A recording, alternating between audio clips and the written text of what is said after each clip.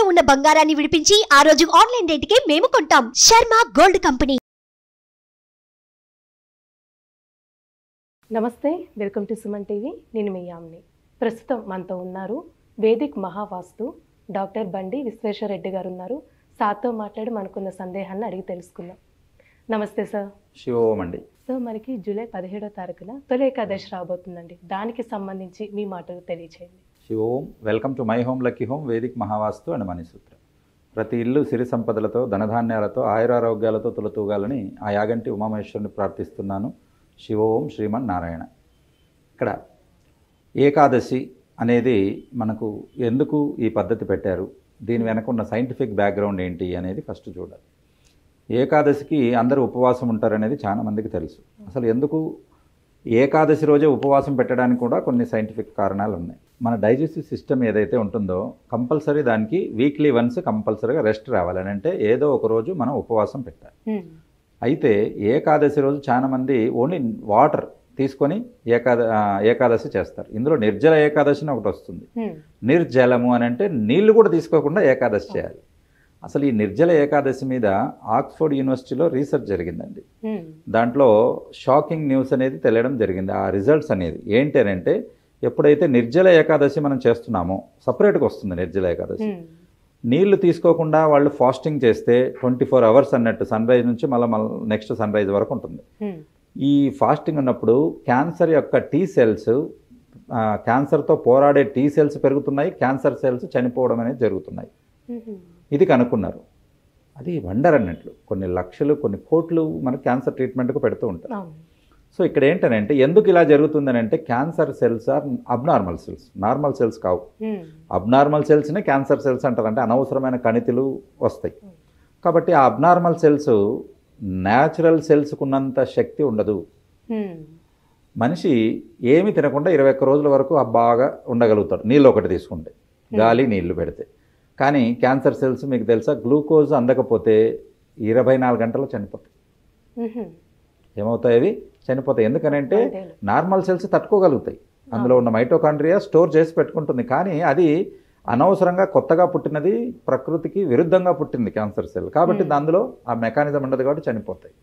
ఇంత scientific mechanism ఎప్పుడో మనకు కొన్ని వేల సంవత్సరాల కిందట చెప్పారు. ఎప్పుడైతే మైక్రోస్కోప్ కూడా లేదు చూడడానికి, టెలిస్కోప్ కూడా లేదు దూరం చూడడానికి, దగ్గరవి చూడడానికి, దూరం ఆ టైంలోనే మనకు పెట్టారని అంటే మన భారతీయుల ఋషుల సూక్ష్మ జ్ఞానానికి ఇది నిదర్శనం.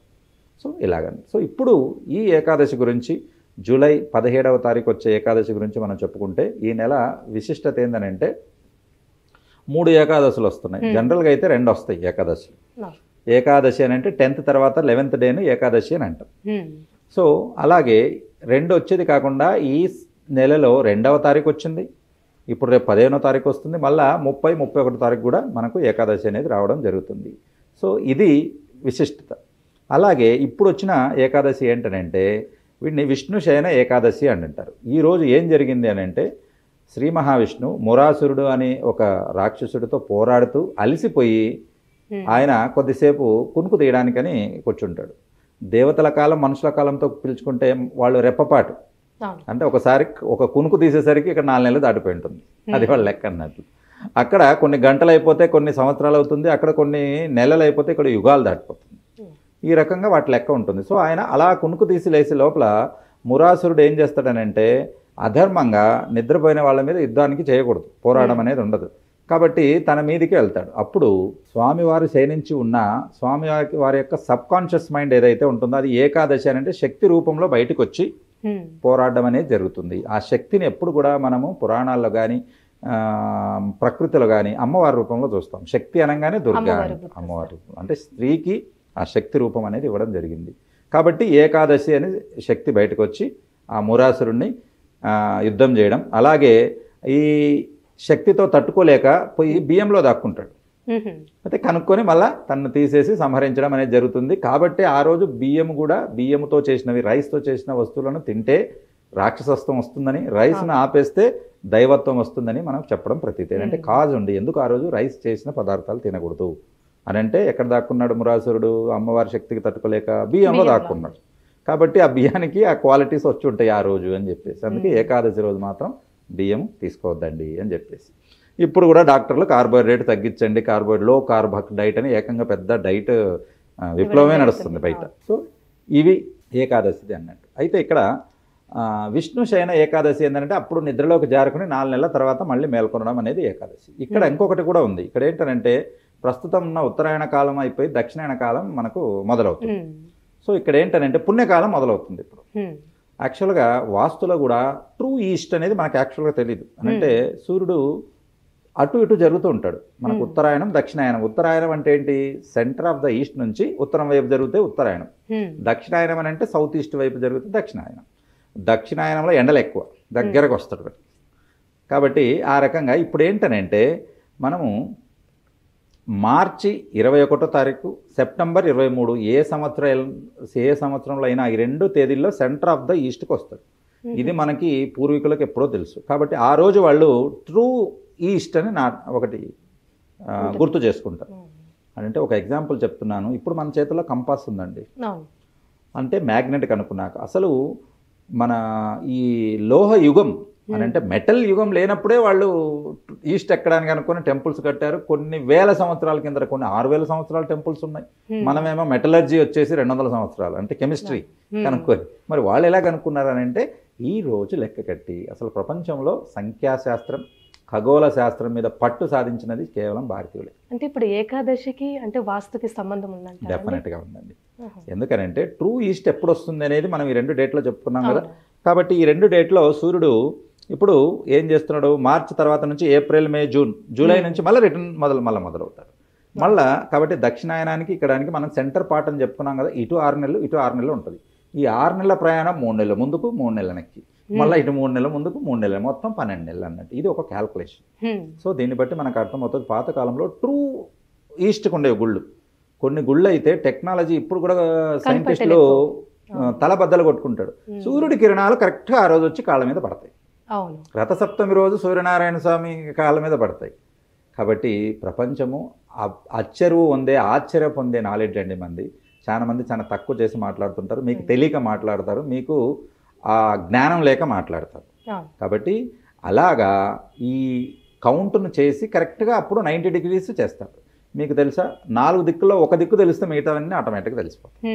మ్యాథమెటిక్స్ 90 డిగ్రీస్ నార్త్ వస్తుంది, మళ్ళీ 90 డిగ్రీస్కు వెస్ట్ వస్తుంది, మళ్ళీ 90 డిగ్రీస్ సౌత్, మళ్ళీ ఈస్ట్. సో ఈ రకంగా వాళ్ళు పెట్టేవాళ్ళు. కాబట్టి ఇప్పుడు మనం కంపాస్ పెట్టుకొని కరెక్ట్గా డిగ్రీలు చూస్తుంటేనే ఎర్రర్స్, హ్యూమన్ ఎర్రర్స్ అంటాం మనం. అదంటే మనకన్నా కంప్యూటర్ కరెక్ట్గా చూస్తుంది, మనిషే ఎర్రర్ చేస్తాడు అని అంటాడు. మరి పాతకాలంలో మన ఋషులు ఎలా లెక్క కట్టారు? కాబట్టి ఇప్పుడు వచ్చిందేమో హ్యూమన్ ఎర్రర్ అనేది, ఒకప్పుడు ఉండేది కాదు. వాళ్ళు సెకండ్ల సహా లెక్క కట్టేవాళ్ళు. కాబట్టి ఎప్పుడు అమావాస్య వస్తుంది, ఎప్పుడు పౌర్ణమి వస్తుంది, ఎప్పుడు సూర్యగ్రహణం వస్తుంది, ఎప్పుడు చంద్రగ్రహణం వస్తుంది, ఎప్పుడు సప్తగ్రహ కూటమి అని అంటే దొంగలు కదా చేకూరినట్టు ఒకటే చోటకు చెడు గ్రహాలన్నీ చేకూరతాయి. అప్పుడు ఏం ఎఫెక్ట్ వస్తుంది? అదే కరోనా వచ్చినప్పుడు దాని ఎఫెక్ట్ ప్రపంచమంతా, ఏదైనా ఒక దేశము ఒక ప్రాంతం వస్తే ఏమో అనుకోవచ్చు, ప్రపంచమంతా వెళ్ళాడిపోయేది అన్నట్టు. కాబట్టి ఈ రకంగా ఇంత జ్ఞానం కలిగిన ఋషులు మనకు చెప్పింది ఏకాదశి. సో ఆ రోజు విధి విధానాల గురించి చెప్పుకున్నాం. విధి విధానాలు ఏంటంటే ఆ రోజు రైస్తో చేసిన పదార్థాలు తినకపోవడం, ఉపనయనము అని అంటాం. అంటే ఎప్పుడు కూడా మనము ఉపవాసము అర్థం ఏంటంటే ఉపవాసము, వాసం అని అంటే దగ్గరగా జరగడము. ఎవరికి దగ్గరగా జరగాలి? నీ సంసార బాధల్లోంచి కొంచెం దైవం దగ్గరికి, నీ ఇష్టదైవం కావచ్చు, లేకపోతే మీది మెయిన్ ఏంటంటే శ్రీ మహావిష్ణువుకు చూస్తారు. కానీ ఇక్కడ శివకేశవులు ఇద్దరు ఒకటే మనం అనుకుంటాం ద్వంద్వమని, కానీ ఆయనది ఈయనకు నచ్చుతుంది, ఈయనది ఆయనకు నచ్చుతుంది. కాబట్టి ఆ రకంగా మనము ఇక్కడ ఆ శ్రీ మహావిష్ణువు యొక్క ధ్యానము చేసుకోవడం అనేది దగ్గరగా ఉపవాసం. ఏ రకంగా చేసుకోవచ్చు ఉపవాసం అని అంటే ఎన్ని రకాలు ఉన్నాయి? పఠనం, చదువుకోవచ్చు. ఏం చదవచ్చు? ఈ 4 నెలలని కూడా చాతుర్మాసము అని అంటారు. అంటే 4 నెలలను చాతుర్మాస దీక్షలు కూడా తీసుకుంటారు. అని అంటే కంప్లీట్గా వాటికి తీసుకు ఎక్కువగా గురువులు ఉంటారు. ఆ టైంలో వాళ్ళు కాలినడకనే చేస్తారు. ఇవన్నీ కొన్ని రూల్స్ ఉంటాయి. సో ఇక్కడ ఏంటనంటే ఎక్కువగా విష్ణుకు సంబంధించిన పారాయణ చేయడము, అది విష్ణు పురాణం చేసుకోవచ్చు, తర్వాత భాగవతం చేసుకోవచ్చు, భగవద్గీత చేసుకోవచ్చు. అలాగా ఇవన్నీ చేసుకోవడము ఇది. కాబట్టి చేసే పద్ధతి ఏంటంటే మనము పఠనం, చదవడం అన్నిటికంటే ఉత్తమం. ఎందుకంటే చదివేటప్పుడు మనకున్న పంచేంద్రియాలు అన్నీ పనిచేస్తాయి. బుక్కును చేతులు పట్టుకుంటాం, స్పర్శిస్తాం, కళ్ళతో చూస్తూ ఉంటాము. కాబట్టి కళ్ళతో చూస్తారు. చదివినప్పుడు మనము నాలుకతో పలుకుతాము, అది వింటాము. అవును. కాబట్టి అన్ని పంచేంద్రియాలు కరెక్ట్గా ఆడియో విజువల్ అండ్ స్పర్శ అన్నీ ఉంటాయి. రెండవది ఏంటంటే శ్రవణం, వినడం. ఎవరైనా చేస్తుంటే వాళ్ళు వినడం, ఇది రెండవ ఇది అన్నట్టు. మూడవది ఏంటంటే పఠనం, తర్వాత శ్రవణం. మూడవది పారాయణం ఉంటుంది. పారాయణం అంటే వాళ్ళతో పాటు చెప్పడం. చాలా వరకు మనకు తక్కువ, కానీ కర్ణాటక, మహారాష్ట్రలో అయితే ఏకంగా వారాలు నెల పారాయణ పూజలు పెడతారు. అందరూ వెళ్తారు అక్కడికి. సాయంత్రం 7 అవ్వగానే ఇంట్లో పనులు ముగించుకొని రాత్రి 12 వరకు పారాయణ అంటే వాళ్ళు భజన చేస్తారు. ఆ సంస్కృతి మనకి ఎప్పుడు వస్తుందో తెలియదు, కానీ తెలంగాణ దానిలో భజన మండలి, ప్రతి ఊరికి భజన ఉండాలి. మైండ్కి చాలా రిలాక్సేషన్ ఇస్తుందయా. ప్రతి ఊర్లో భజన మండలి ఏర్పాటు చేయండి, అప్పుడు సంస్కృతి బతుకుతుంది. లేకపోతే కొన్ని రోజులు అయినాక భగవద్గీత, వాట్ ఈజ్ భగవద్గీత అని అడుగుతున్నారు. సో అలాగా ఇక్కడ పారాయణం అన్నట్టు, పఠనము, శ్రవణము, పారాయణము. కాబట్టి ఇవిలో ఏదైనా చేసుకోవచ్చు మనము. కొంతమంది బయటికి చెప్పకుండా చేసుకుంటారు, ఏమీ తెలియదంటే కనీసం గాయత్రి మంత్రం అన్నా చెప్పొచ్చు. ఓం నమో భగవతే వాసుదేవాయ, ఏమి తెలియకపోతే ఇదైనా చెప్పుకోవచ్చు. కాబట్టి భగవంతునికి దగ్గరగా జరగడం అంటే ఆయన నామాన్ని స్మరించడమే. కాబట్టి శైవులైతే ఓం నమ శివాయ చెప్పుకుంటారు, వైష్ణవులైతే ఓం నమో భగవతే వాసుదేవాయ అన్నట్టు. కాబట్టి ఈ రకంగా మనము ఉపవాసాన్ని అనేది చేసుకోవాలి. ఆ రోజు సాధ్యమైనంత వరకు తిండి తగ్గిస్తే, మనకు తిండి తింటే ఏమవుతుంది, నిద్ర వస్తుంది. అదంటే ఈ శరీరం తిండి తిన్నాక సుఖాన్ని కోరుకుంటుంది, అంటే ఇంకా చాలు కడుపు నిండింది ఇంకా నిద్రపోవని. తినకపోతే అలర్ట్ ఉంటాడు మనిషి, తినకపోతే ఏం చేస్తారు, అలర్ట్ ఉంటాడు. కాబట్టి అలా అలర్ట్ ఉన్నప్పుడు మన స్పృహ అనేది తెలుస్తుంది. అప్పుడు కొంచెం ఆధ్యాత్మిక, అసలు నేను ఎవరు, దేనికోసం వచ్చా, 84 లక్షల జీవరాశులు ఉంటే మానవ జన్మనే నేను ఎందుకు ఎత్తాను, ఎత్తిన ఉన్న సార్థకత ఏంటి, నేను ఏం చేయాలి, నా భార్య పిల్లలకే చూసుకోవాలా, లేకపోతే సమాజం గురించి ఏదైనా మనం చేయాలా, అలాంటిది ఏదైనా వినూత్నంగా కొత్త వారికి. అంటే ఒక జనరేషను, ఇప్పుడు నేను చెప్పే నాలెడ్జ్ నేను ఒక్కరిని సంపాదించి కాదు, ఋషువులు మనకిచ్చింది. అంటే నాకంటే ముందు గురువులు ఎవరో కష్టపడ్డారు కదా, మనం మన తర్వాత జనరేషన్కి ఇలా ఇవ్వాలి. కాబట్టి మనం ఎంత మెరుగుపరుచుకుంటూ వెళ్తే అంత తర్వాత జనరేషను వాళ్ళు ఇబ్బంది లేకుండా ముందుకు వెళ్ళగలుగుతారు. కాబట్టి ఈ రకంగా మీరు కూడా భగవంతునికి దగ్గరగా చేయడానికి ఈ ఏకాదశి దీక్షలు చేసుకోవచ్చు. కాబట్టి మన ధర్మం యొక్క విలువ 10 మందికి తెలియజేలా చేయండి. చాలా మందికి టెంకాయ ఎందుకు కొడతారో కూడా తెలియదు.